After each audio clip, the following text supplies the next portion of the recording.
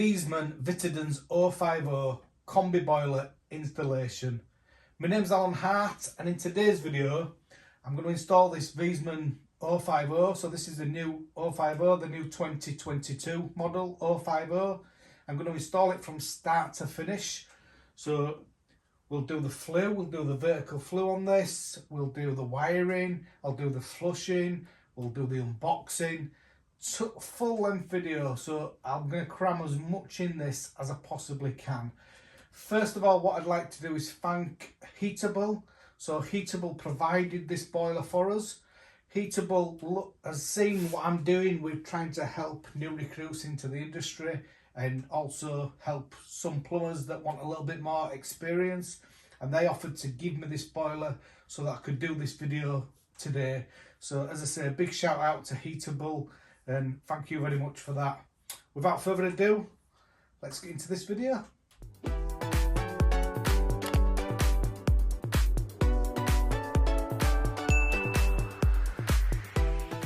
So first thing we've got is preparation. So on this wall here, I've put some plywood on the wall. Now what you've got to make sure is whatever you're going to connect onto is suitable. So with most boilers now, you can put them onto a plywood back, but you'd need to check that with the installation instructions. And then what I'd say is fixings. You've got to be careful how you fix the boiler to the wall. If we have a look here, we can see this boiler, somebody hasn't used the correct fixings, and we can see there it's coming away from the wall, which obviously is very dangerous, and you just wouldn't want to be going back to that.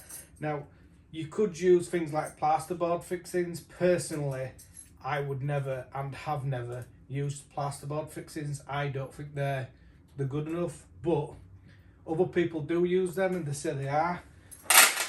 Please put a comment below, let me know what you think. Would you use plasterboard fixings?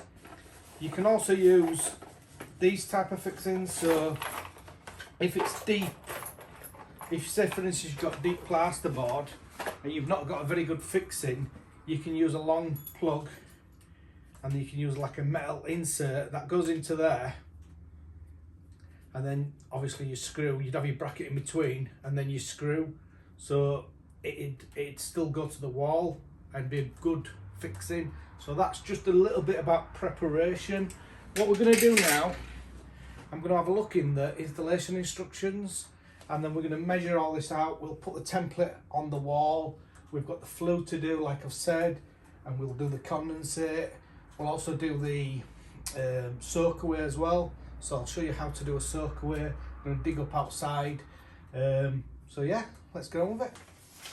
When we open the box, we've got the installation instructions, so we're going to refer to them in a minute. We've got the template. This is very important. We're going to put this on the wall, and then what we'll do is we'll mark up for pipes and we'll mark up for vertical flue as well.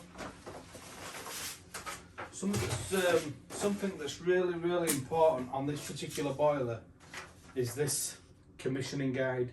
Really important for this new boiler, because you need to go through a commissioning sequence with it. It's not like most boilers where you just put them on wall and they'll work. So you need to make sure that you don't lose this and you follow this. We've also got a few other bits in here. We've got the bracket to put the boiler on the wall. There's an outside sensor if you wanted to put the boiler onto weather compensation. There's some big bolts with this as well, and these are the ones that you'd want to fasten the boiler to the wall with, because they're really big, strong bolts. And as we've seen earlier, boilers can fall off the wall. We've also got a fittings pack here, if I can get it out.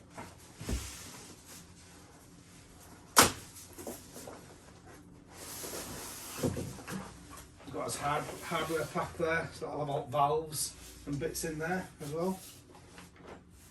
I've got the template out now, and I'm just going to put this onto the wall. Just got my level on there, my laser level.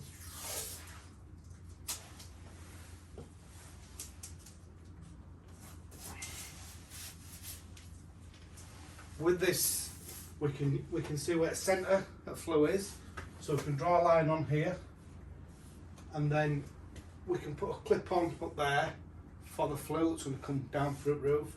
I'm going to do the Flue first before I start piping it, just because we might want to move this boiler about a little bit,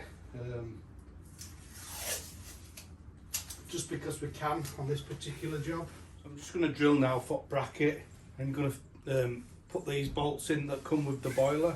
I've put a bit of tape on the drill bit just so I know how deep to drill. Don't want to drill too deep on this, so yeah, let's just drill it.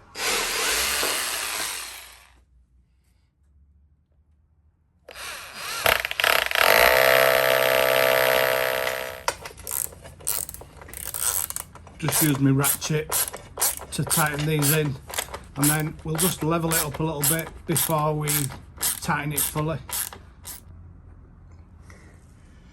We've got the bracket on there now, and we've just levelled it all up. I've just got my laser level on here. I'm just going to mark up, and I can mark right up here where Flue's going, and I can put a clip on here then, so we know that this is the centre. This is the centre of the Flue. So I've marked for Flue, I've put the bracket on, I've cut the felt slightly above here, and now I've lifted the tile up, I've pushed the tile up a little bit, and I've just wedged my Stanley knife out onto the tile. So now when I go outside, I'll know which tile I need to take out and what I need to do with it. Sorry about wind, it's a bit windy out here, but we can just see Stanley knife there. So all I need to do now is just lift this tile out. So that should be quite easy, but it'll be hard to do while holding phone. So unfortunately I have to put phone down. Just for purposes of this video, I've just wedged a bit of wood under there, just to take strain off, and same there. And then I can just show you taking this tile out here. So then these tiles, when you look at a tile, just has a little hook on the back of it. Sometimes they have a nail in, and normally they're aluminium, so you can just pull them out easy. So if it did have a nail in, you'd twist the tile to get it out. And as we can see there, we've got this little slit. So we know now where Flue's going to go, and then we'll just need to lift this one, we'll slide it up slightly, and we'll put a lead slate or a slate in here for the Flue, and then we'll just slide the Flue down into it. So remove that tile now, and as we can see, that's his clip, and that's where tile is there. So we might have to cut that tile back a bit up there, but we'll push it back for now, and then we will get this Flue in, get the slate in and stuff. And it's raining out there as well, so we want to try and stop as much water coming in as we can. When we put level up in clip, we can see that we're going to have to cut the lat off as well above, so we can get it to be level. I just cut them tiles, it wasn't quite level, and I've also cut the lat out a little bit just to get it level, and it's pouring it down. And it's really windy up here, so I've got that all like that, and I'm just going to push the slate underneath there, and then I'm just going to put my Flue into that and level it up inside, and then sort out this front bit.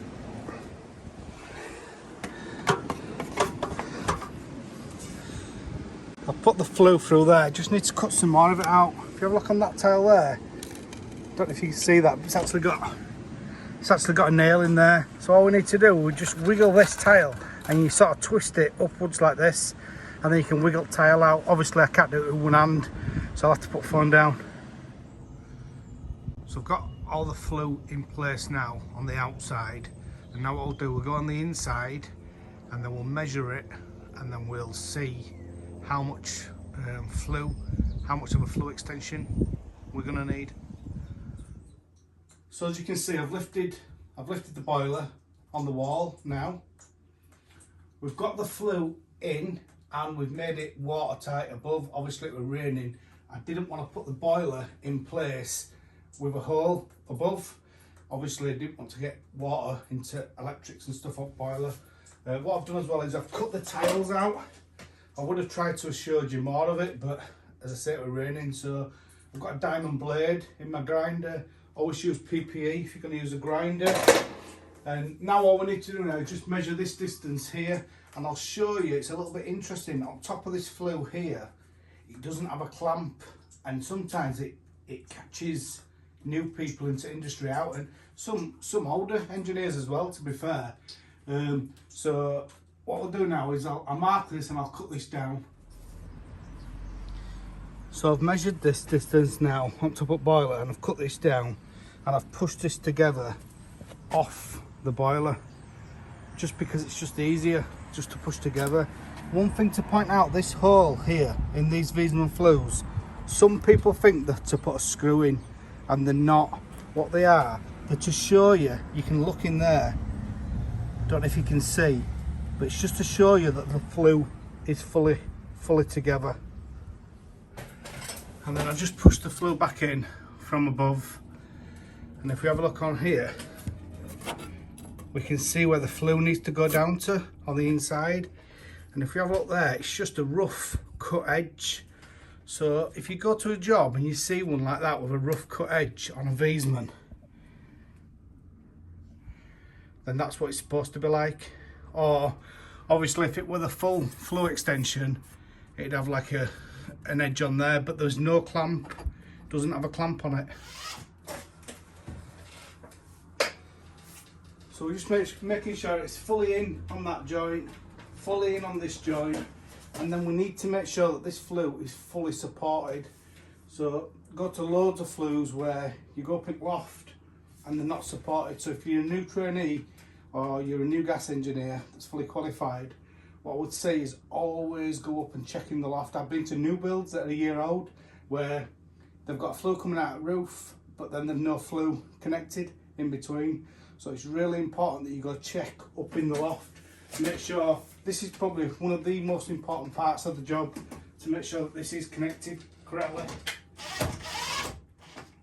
And just use laser level there, just so we can see that the flue is actually level going up through roof. So we've got the flue in place now, and now what we'll do, we'll go inside and we'll make a start on the pipework on the inside. So the next thing I want to talk about is the condensate on this. So in the installation instructions are not the best, to be honest. I've looked through installation instructions and it doesn't say much at all about the condensate. It may be I've got something missing, or it may be that I've missed it in the book. But the condensate, I contacted the rep and I asked them for some further information, and they've sent me this diagram here which gives us an example of the condensate. Now I did have a video sent to me from one of the other trainers that are doing videos on YouTube, and what that trainer said was if you've got an internal air gap, then the boiler would be classed as at risk or ID on the condensate. So what that means is if this just went into a tub like this that were open, it would be classed as at risk or ID. I can't remember which one it was now. But on this particular boiler and on Viessmann boilers, it actually says you can have an internal air brake. So on this, it just shows an internal air brake. So what I'm going to do, I'm going to put a washing machine trap on this, up there, maybe there somewhere. And what I've done as well on there, I've put a reducer in there to take it down from 40mm to 32mm, is it? I can't remember. 1.5 to 1.25 inch, old money. And then on the outside, I'm going to use, I'm going to lag the condensate pipe on the outside. This lagging, what I'm using is the Condensate Pro lagging. If you're going to use normal, say Class O lagging, you need to make sure that it's suitable. As far as I'm aware, most Class O lagging is not suitable unless you paint it twice. So that's just something for you to double check. and make sure. So what I'm going to do, I'm just going to put this condensate pipe on here. So I've got my laser on, which I really like. Some people say you won't do that in real life. Well, I do. I use laser all the time, to be honest. One thing, I have soldered this pipe off and I've cut it all, and I've put this T in here, which I'll show you what that's for later. Just putting rest up pipes on here now. Try and level them up best I can as we're going. Gas needs to go up on the side. I'm just going to solder this now. So I've connected all the pipework up now, and all the condensate. The condensate's connected as well. I've used a washing machine trap for the condensate. I don't know if you can see that on there. And I've also got this. I'm going to use this to flush it, which I'll show you what I do with that shortly. But the condensate, you need to refer to technical bulletin TB155, unless the manufacturer's instructions tell you something different. But as I say, refer to TB155 for the condensate. But we'll go into that, and I'll show you how to do the soak away. So I'll show you the outside of that shortly, and I'll show you how to do a soak away. And what we're going to do now, before we do, well, as we're doing the wiring, I'm going to let it start flushing. So all I'm going to do is, before, I'm going to take this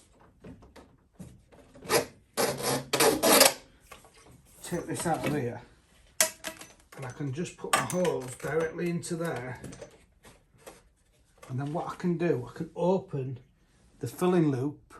I can let cold water go around the system, and it can be flushing out into the drain while I do other things. So while I do the wiring, for instance.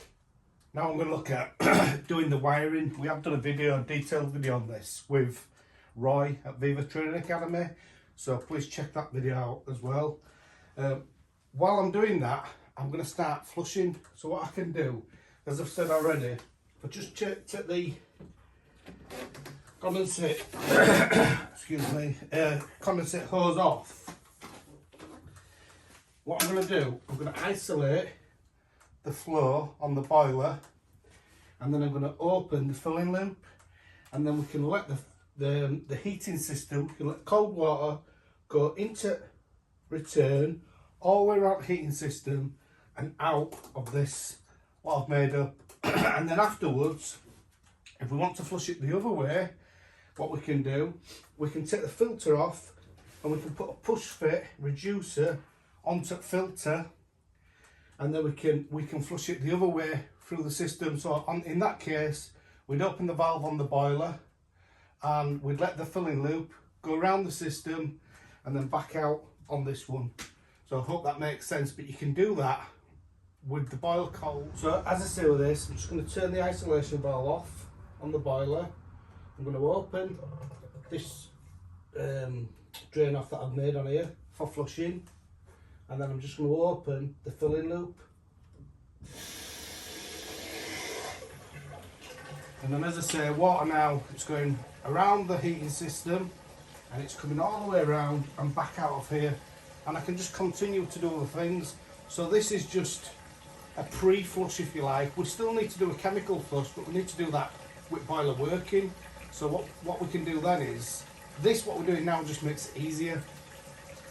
When we do chemical flush, we'll put that into filter, and then we'll let that flush round, but I'll show you that later on. The wiring on this is quite simple. We've got a fly lead from the boiler, which is the live, neutral and earth. This isn't going to stay like this. I'm just doing it temporary for this video. I'm actually going to move this receiver into the house nearer to where the time clock's going to be. I'm also going to put this on a multi-plans, so upstairs and downstairs. But for purpose of this video, I just wanted to show you. So as I say, you've got your live, neutral and earth here from your boiler, and then we're going to get as live, neutral and earth from a source, which would normally be a fuse spur. For the purpose of this video, I'm just going to plug it into that plug there. I have got a connection here ready to wire in as a spur, but I'm going to do that later. And then on the clock here, we've got as live and neutral. So then we'd have, from a spur, we'd have as live and neutral in here, connecting to these. And then we'd have as live and neutral going to this back plate for receiver, and then what we've got, that says live and neutral now sorted, live, neutral and earth now sorted, and then what we've got a little connection here, and that connection there is just 2-wire, and that then goes back to the boiler and it just connects into the open firm. So as I say, really easy to do. So I've done the wiring. I'm going to tidy the wires up later. I'm just going to go through commissioning the boiler, and I'm going to do a separate video for this so I can do it in detail for you. But when you turn the boiler on, it comes up with AP, and you can use the app, which as I say, I'll do a video for that later on, but we're just going to do it on the control panel. So AP access point, click OK. Oh no, sorry, click the 3 lines. That takes you to C1, so that's start the filling program. So we've already filled it. Click OK. C2, which is the venting program. OK. C3, which is gas type. So on this it's already set to 2, and 2 is natural gas. And then it goes to C5, which is the type of flue, and it's number 2, and it's all on this commissioning checklist. C6, flue length, so we've got an extra meter on there. So if we go to number 2, so you can scroll up and down on here. And then C7, open firm or weather comp.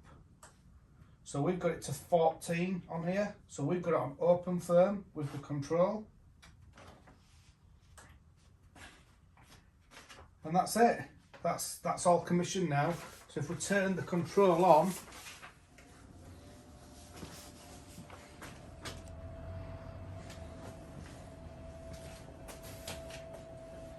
and that's the boiler side of it commissioned. Now obviously we'd have to gas rate it, and we're gonna have to test it with the flue gas analyzer. I think what I'll do is I'll do them in a separate video, because I'm just conscious of time and this video is getting to be quite long now. So if you've got any questions, please ask them in this video, and I'll try my best to add as much into the next video as I can, and I'll do an updated. So I'm still going to do the chemical flush on this. So we're going to pour some MC3 into this filter. We'll run it round system for an hour, and then we'll flush that out. And then afterwards we'll also put inhibitor in. We'll also do a separate video on this magna clean, because this is the new fancy Wi-Fi magna clean. So I don't think there's any point in me doing it in this video, because as I said, the video's got too long already.